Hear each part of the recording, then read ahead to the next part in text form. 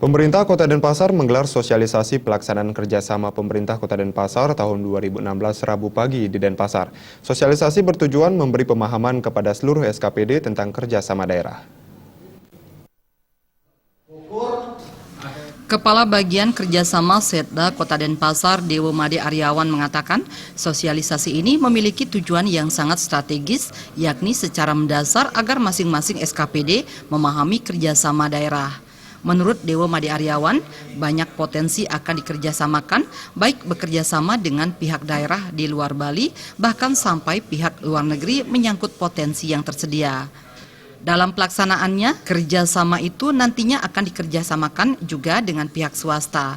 Pada tahap awal sosialisasi ini, hal yang dilakukan adalah menyamakan persepsi dengan semua SKPD sehingga mengetahui dan memahami cara dan teknis pelaksanaan kerjasama seperti cara pendekatan, membuat nota kesepahaman, dan lain sebagainya.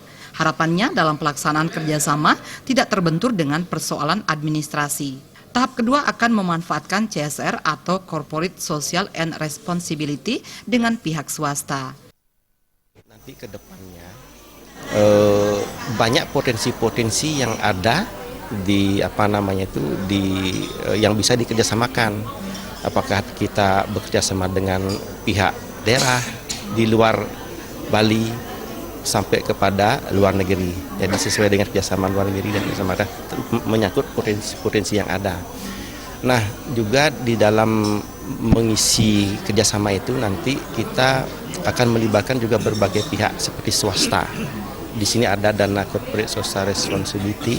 Nah, itu nanti tahap kedua kita akan menggarap itu. Sekarang kita tahap awal sosialisasi ini bagaimana sekarang membentuk pemahaman persepsi yang sama terhadap teman-teman SKPD supaya mengerti dulu.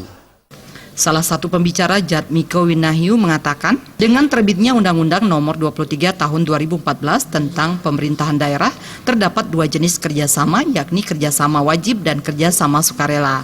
Seluruh SKPD harus diberikan pemahaman agar dalam pelaksanaan kerjasama nanti bisa berjalan dengan baik. Menurutnya, banyak SKPD tidak paham dengan pola kerjasama yang dilakukan selama ini. Stressingnya adalah di pasal 363 yang mengatakan kerjasama itu sekarang dibagi menjadi dua di undang-undang ini yang terbaru ini namanya undang-undang kerjasama wajib dan kerjasama sukarela. Tadi sudah dikatakan oleh Pak Kabak bahwa pentingnya kerjasama ini antar daerah supaya ada pemahaman bersama antar SKPD ini. Karena SKPD ini kadang-kadang tidak satu paham, tidak mengerti tentang pola kerjasama yang dia lakukan.